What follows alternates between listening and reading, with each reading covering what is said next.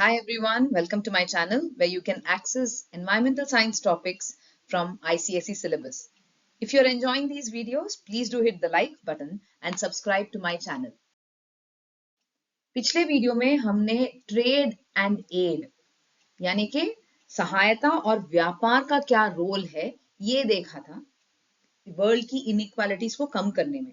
एक डेवलपिंग और developed nation के बीच में जो अंतर है उसको कम करने में how trade and aid can help is what we had seen in the last class. So we have finished trade and aid in ways to reduce the world inequalities, and we have also done development and developed countries, how sustainable development is going to help, or how developing countries can how they benefit from sustainable development.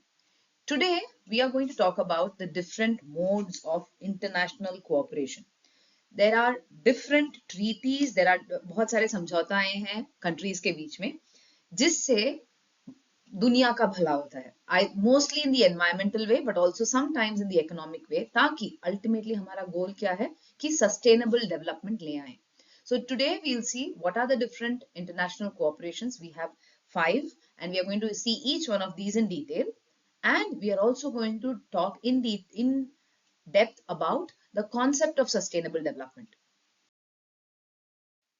So international cooperation is very important to solve environmental problems. क्योंकि अक्सर क्या होता है जो environment की problems होती हैं, जो पर्यावरण की problems होती हैं, वो global होती हैं, किसी एक country से सीमित नहीं है. It's a global problem, and which means even the effort required to solve it should be global. There has to be cooperation between the countries. अंतर्राष्ट्रीय सहयोग होना चाहिए ताकि हम इन environmental problems को solve कर पाए. अब इसके लिए बहुत सारे समझौते साइन किए गए हैं.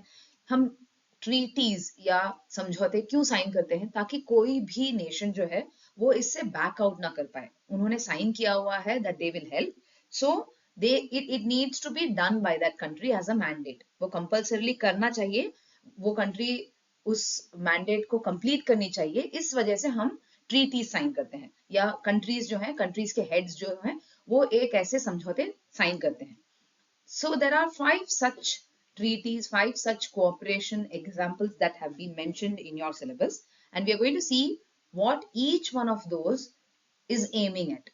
तो इन पांचों में क्या एम है? जैसे मॉन्ट्रियल प्रोटोकॉल का जो एम है वो क्योटो प्रोटोकॉल से अलग है. तो ईच वन ऑफ दीज में क्या है एम, वो कब साइन किया गया था, उसका फाइनल इफेक्ट क्या है, ये हम स्टडी करने वाले हैं.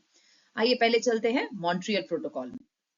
मॉन्ट्रियल प्रोटोकॉल जो है काफी पुराना और काफी सक्सेसफुल ट्रीटी है. It's one of the most successful international cooperations that have been taken up for the environment because in this was, as you can see, it was taken up in 1987.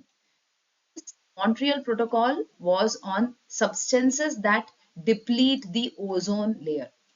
Montreal Protocol ozone layer जो है हमारे अर्थ के around उसको घटाती हुई जो चीजें हैं उसको हटाने के लिए किया गया था. ये मॉन्ट्रियल प्रोटोकॉल साइन किया गया था. And it has definitely helped. It has helped to phase out the different ozone depleting substances which are abbreviated as ODS. What are the examples of ozone depleting substances? CFC एक example है. Hydro CFC. So CFC का full form है chlorofluorocarbon और HCFC का full form है hydrochlorofluorocarbon. इन चीजों को दुनिया से हटाने में या उन चीजों का यूज जो है कॉमन अप्लायंसेस में, इक्विपमेंट्स में, जैसे ये जो चीजें हैं ये CFC एंड HCFC, इनको फ्रिजेस में यूज किया जाता था, रेफ्रिजरेटर्स में. तो ये प्रोटोकॉल के आने के बाद उनका यूसेज जो है वो कंप्लीटली बंद किया गया. Why? Because these substances are harming the ozone layer. So हमारे अर्थ के अराउंड जो ओजोन लेयर है वो हेल्प करता है यूवी रेज को एब्जॉर्ब करने में. अब क्या देखा गया था कि 1980s में कि जो ये ओजोन लेयर है उसमें होल आ रहा था बिकॉज ऑल दीज सब्सटेंसेस, जो ये केमिकल सब्सटेंसेस हैं, वो वहां जाके उस ओजोन के साथ रिएक्ट करके ओजोन लेयर का थिकनेस जो है कम करते जा रहे थे. इनफैक्ट कुछ जगहों पे बिल्कुल ही हटा दिया था. There was no ozone at all. अब इससे क्या प्रॉब्लम है? That the UV rays can directly get into our earth और हमारे स्किन को, प्लांट्स को सब अफेक्ट कर सकती है. Like it is a very common, UV rays are a very common cause for skin cancer. तो ये जब रियलाइज किया गया 1987 में, मॉन्ट्रियल जो कि कनाडा में है, वहां पे सारे नेशंस मिले, they all the countries met up and they decided to sign this Montreal Protocol. As per this protocol, it was decided that they will put a stop to usage of the chlorofluorocarbons and hydrochlorofluorocarbons. In short, you can just say they decided to stop using the ozone depleting substances. They came up with a lot of reforms, they came up with a lot of regulations. ये करने के लिए उन्होंने बहुत सारे regulations किए, ताकि हर country जो है वो, जो भी कंट्री अप्लायंसेस मैन्युफैक्चर कर रही हैं, वो ये ओजोन डिप्लीटिंग सब्सटेंसेस ना यूज करे, और उसके बजाय जो ऑल्टरनेटिव्स हैं वो भी दिए थे उन्होंने. सो over a period of time, over the many years, we were able to completely stop using these ozone depleting substances. And in fact, इस वजह से ओजोन लेयर का जो हेल्थ है वो काफी इंप्रूव हुआ है. इट हैज, वो होल अभी तक फुली क्लोज तो नहीं हुआ, कुछ और साल लगेंगे उसके लिए, लेकिन डेफिनेटली इंप्रूव हुआ है, just because all the countries came together, और उन्होंने साथ में एक डिसीजन लिया, एक दे डिसाइडेड टू कोऑपरेट. इस वजह से एक्चुअली एनवायरमेंट को वो सेव कर पाए हैं. So this is why I said this is an example of an extremely successful international cooperation taken up in 1987 to reduce the ozone depleting substances. दूसरा जो है वो है global environment facility. The global environment facility it is also abbreviated as GEF. In fact ये जो है एक financial mechanism है, एक ऐसा तंत्र है जो पैसे देता है फॉर, या फंड करता है for different kinds of environmental activities. तो इसको एस्टेब्लिश किया गया था 1991 में, ताकि जो भी प्रोटेक्शन ऑफ ग्लोबल एनवायरमेंट है या सस्टेनेबल डेवलपमेंट को जो प्रमोट करना है उसको असिस्ट कर पाए. सो this facility is more like a financial funding mechanism established to protect the global environment and to ensure that sustainable development is being promoted in the countries including the poor ones. तो poor countries में भी अगर environmental activities के लिए अगर उनके पास पैसे ना हो, हमने प्रीवियस वीडियो में ये डिस्कस किया था, जो डेवलपिंग कंट्रीज है उनके पास उनकी रहने की स्थिति ही इतनी खराब होती है दैट उनके पास एनवायरमेंटल इंप्रूवमेंट के लिए या सस्टेनेबल डेवलपमेंट के लिए फंड्स नहीं होते हैं.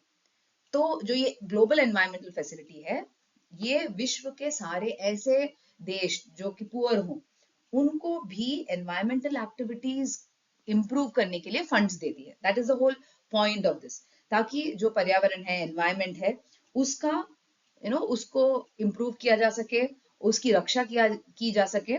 एंड फाइनली अल्टीमेटली हमारा गोल क्या है, इस पूरे चैप्टर में हम लोग क्या बात कर रहे हैं, सस्टेनेबल डेवलपमेंट. तो global environmental facility is like a financial mechanism that helps to fund even the poor countries to protect their global environment, overall to protect their environment and to promote the sustainable development. So it is providing funding especially for the poorer countries. Now the focus has been on biodiversity, climate change, international waters, जो international जल क्षेत्र होते हैं उनको protect करने में, या land का जो degradation है, जो land होता है वो कैसे उसका क्वालिटी कैसे घटता जाता है, इन सब को प्रोटेक्ट करने के लिए ये ग्लोबल एनवायरमेंट फैसिलिटी जो है इसको एस्टेब्लिश किया गया था 1991 में. So these are the different focus areas that have been taken up by this environmental facility. The third one we have is earth summit. Earth summit जो है इसको कंडक्ट किया था 1992 में इन रियो डी जेनेरियो, जो कि ब्राजील में है. अब इसका ऑब्जेक्टिव क्या था कि any kind of, they wanted to come up with a new blueprint, they wanted to come up with something new for protecting the environment, especially they wanted the action on environment and development issues. तो जो बहुत सारे heads हैं states के, many of the heads, कई देशों के जो राष्ट्रीय हेड्स हैं, उनकी मुलाकात हुई थी. उन्होंने मुलाकात करके उन्होंने क्या डिसाइड किया था कि वो एक ऐसे कुछ कन्वेंशंस या कुछ ऐसे एग्रीमेंट्स साइन करेंगे, जिससे या ऐसे समझौते साइन करेंगे जिससे काफी सारे एनवायरमेंटल इश्यूज जो है वो साथ में डिस्कस की जाए। जैसे कि one of the issues was sustainable development, कि हमें फाइनली सस्टेनेबल डेवलपमेंट करना है, that is our attainable goal. So they realize that sustainable development is important, they realize that sustainable development is definitely an attainable goal, कर सकते हैं, we can achieve sustainable development provided we go for or we are able to fix a few things। तो economic factors जो है या social factors जो है, जो environmental factors जो है, इन तीनों का इंटरडिपेंडेंस, इन तीनों को साथ में मिला के सस्टेनेबल डेवलपमेंट की जा सकती है। So all the three have to evolve together. एक कंट्री का जो है सिर्फ एनवायरमेंट देखभाल करने से सस्टेनेबल डेवलपमेंट नहीं हो पाएगा। उस कंट्री की इकोनॉमिक कंडीशंस भी इंप्रूव होनी चाहिए, आर्थिक कंडीशंस जो है वो भी इंप्रूव होनी चाहिए। उस कंट्री की जो सामाजिक प्रॉब्लम्स है उनको भी रिमूव करना है। सो in this Earth Summit, what they decided is that to achieve sustainable development or achievement or attainment of sustainable development is only possible if we are able to take care of all these three aspects, all these three factors. What are the three factors? Economic, social, and environmental. And to do this, they decided to sign a treaty, the heads decided to sign a convention. They met and signed the convention on, especially on climate change and the convention on biodiversity. वो main था, climate change and convention of biodiversity, और उसके साथ काफी सारे important issues भी discuss किए गए थे जो कि सस्टेनेबल डेवलपमेंट के प्रति थे। The fourth one that we have is UN's International Conference on Population and Development. इसे कंडक्ट किया गया था 1994 में in Cairo, which is in Egypt. So इस कॉन्फ्रेंस में जो है ये एक बहुत ही लैंडमार्क कॉन्फ्रेंस है, बिकॉज इसने जो है इस कॉन्फ्रेंस के बाद जो है जो ग्लोबल थिंकिंग थी वो पूरी तरह से बदल चुकी थी। किस बारे में? On population and development issues. अब ये जो है this is specifically on population and development. इस कॉन्फ्रेंस में जो है they were able to define an agenda, and the agenda is कि जो वर्ल्ड की सारी नेशंस है वहां पे बेटर क्वालिटी ऑफ लाइफ होना चाहिए। अब बेटर क्वालिटी ऑफ लाइफ जब हम कहते हैं तो what all is taken up under this? इसमें जेंडर इक्वालिटी होनी चाहिए, पॉवर्टी जो है उसे हटाना चाहिए, hunger, many countries are having a large population which is hungry, so poverty, hunger, all these have to be removed, and we have to ensure that there is primary education, at least primary education मिले ताकि जो maternal health है उसे हम protect कर पाए। These are some of the agendas, or these were some of the points that were discussed under this conference. So as you can see, इस conference में जो है सारी चीजें वो लोगों के बारे में थी। What did they say? What did they ultimately conclude? They concluded that it's not just about counting the people. It is to make sure एक कंट्री में ऐसा नहीं होना चाहिए कि सिर्फ कितने सारे लोग हैं इसे काउंट किया जाए, ये जरूरी नहीं है। उन लोगों की जो लिविंग कंडीशंस है वो कैसी है, are they having access to good living conditions, ये ज्यादा इंपॉर्टेंट है। सो इस वजह से ये कॉन्फ्रेंस बहुत ही इंपॉर्टेंट मानी जाती है, क्योंकि इससे जो है ग्लोबल थिंकिंग काफी शिफ्ट हो गई थी। जो लीडर्स हैं उनको ये एहसास हो गया था कि एक कंट्री में लिविंग कंडीशन ज्यादा इंपॉर्टेंट है, क्वालिटी ऑफ लाइफ जो है वो ज्यादा इंपॉर्टेंट है than the number of people. And this conference is called as the international conference on population and development. UN की कॉन्फ्रेंस थी जो कि 1994 में की गई थी। Very important and very, like I said, landmark for transforming the global thinking on population and developmental issues. The last one that we have is Kyoto Protocol, और Kyoto Treaty भी कहा जाता है इसको। इसको साइन किया गया था 1997 में in Kyoto, which is in Japan. So this protocol is again, or this convention was again very important because इसमें उन्होंने डिसाइड किया था कि जो ग्रीन हाउस गैसेस हैं वो बहुत ज्यादा रिलीज हो रही हैं, और उनका जो रिलीज है, जो एमिशन है, उसे कम करना है। Now you must be aware of this, green house gases जो है वो one main or one big example of a greenhouse gas is carbon dioxide या CO2. ग्रीन हाउस गैसेस कुछ हद तक इंपॉर्टेंट हैं हमारे एनवायरमेंट में because that is what keeps our earth warm. लेकिन जब ग्रीन हाउस गैसेस का कंटेंट बहुत ज्यादा हो जाता है तो उससे ग्लोबल वार्मिंग होता है. ग्लोबल वार्मिंग यानी कि जो अर्थ का टेम्परेचर है वो ज्यादा हो जाता है. तो इस कन्वेंशन का मेन ऑब्जेक्टिव था या एम था ग्लोबल वार्मिंग को, एटलीस्ट ग्लोबल वार्मिंग के ऑनसेट को कम करना. मतलब उनका एम ये था कि पहले तो मुकाबला करना, ये पहला कदम है, कम करना उसके बाद आता है. So the first step to combat global warming is to reduce the greenhouse emissions. उसके बाद बहुत सारी चीजें करनी है. We have to do a lot of measures we have to take to reduce the global warming. लेकिन पहला step जो है, पहला कदम जो है या पहला कदम तो जो था वो था to reduce the greenhouse emissions या to reduce the carbon dioxide emissions. So this is what was taken up in the Kyoto Protocol, and these are the 5 examples of international cooperation that we had. पहला जो था that was Montreal Protocol for reducing the ozone depleting substances and it was successful. दूसरा जो था वो है global environment facility जो कि फंडिंग के लिए एस्टेब्लिश की गई थी. Third one was earth summit जिसमें काफी सारे इंपॉर्टेंट इश्यूज डिस्कस किए गए थे एंड ट्रीटी और a convention was signed on, मतलब समझौते साइन किए गए on climate change and convention on biodiversity. चौथा था UN international conference on population and development. ये लोगों के बारे में था, लोगों के डेवलपमेंट इश्यूज के बारे में या पॉपुलेशन इश्यूज के बारे में, कैसे क्वालिटी ऑफ लाइफ ज्यादा इंपॉर्टेंट है than the number of people. And last one is this Kyoto treaty और क्योटो प्रोटोकॉल जिसमें ग्रीन हाउस गैस के एमिशंस को कम करने के ऑब्जेक्टिव के बारे में डिसीजन लिया गया था. So these are the 5 international cooperation treaties that we have.